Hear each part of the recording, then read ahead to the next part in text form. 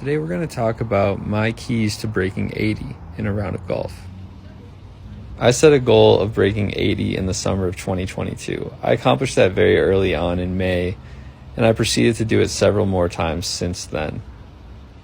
For me, breaking 80 is a lot more about my approach to the round than it is about how well I played that day. If I'm trying to break 80, there are three main things I need to focus on. First, I shoot to get no double bogeys. This means that I'm always going to play that first hole pretty safe. I never want to start my round with a double bogey and just demoralize myself for the rest of the round.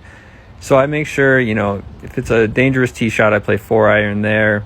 And then in general, if I'm ever hitting a shot and I'm thinking there's a good chance that if I mishit this, I'm going to get a double bogey, then I decide not to take that shot. That saves me a lot of strokes. My second key is to avoid penalty strokes at all costs. This often means clubbing up over water, hitting a 4-iron off the tee like I said before, or just aiming for my miss. So if I'm going to hit a fade and I know that's my typical miss on most tee shots, I'm going to aim a little bit left in the fairway in general. Lastly, whenever I'm chipping the ball, my number one priority is to get the ball on the green.